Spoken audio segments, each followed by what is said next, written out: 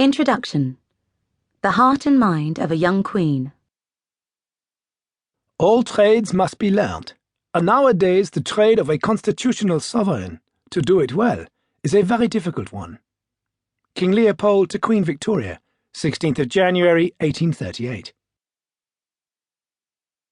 Few monarchs in British history have been so extensively written about as Queen Victoria. Like Henry VIII and Elizabeth I, it seems that nothing can dim our enduring fascination with her, or our hunger for new film and TV dramatizations of her life.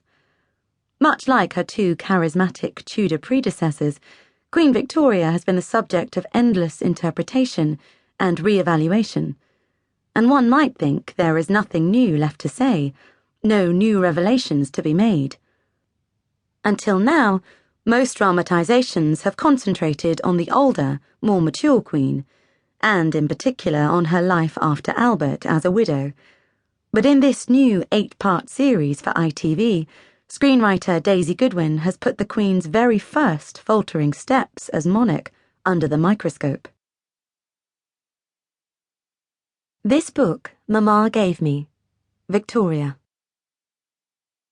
On the 31st of July, 1832, the first page of the story of Victoria's long life was written, when as a 13-year-old princess and already heir presumptive to the throne of the United Kingdom of Great Britain and Ireland, she inscribed the flyleaf of the shiny new red leather journal presented to her by her mother.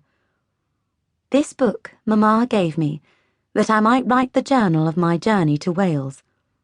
Victoria's Journal, 31st of July, 1832. Over the next 70 years, what began as an educational exercise in recording the relatively mundane events of her young life, to be submitted for daily inspection to her governess and her mother, would grow into 141 handwritten volumes, probably the greatest and most enduring personal record written by any queen at any time in history.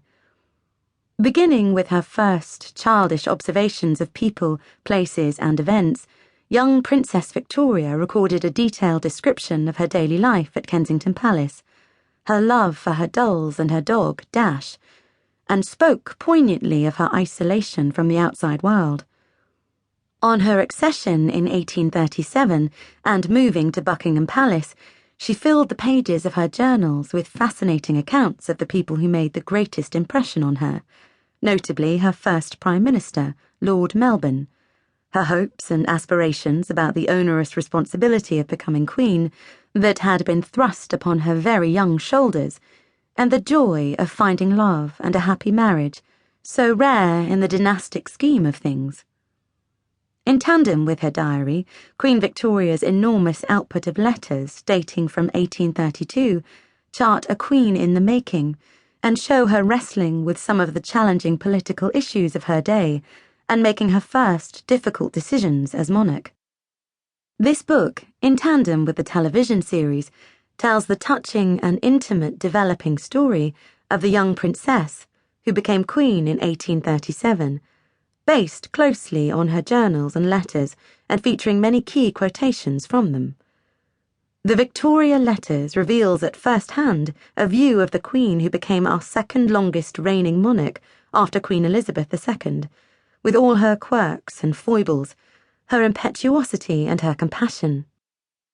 Helen Rappaport, June 2016.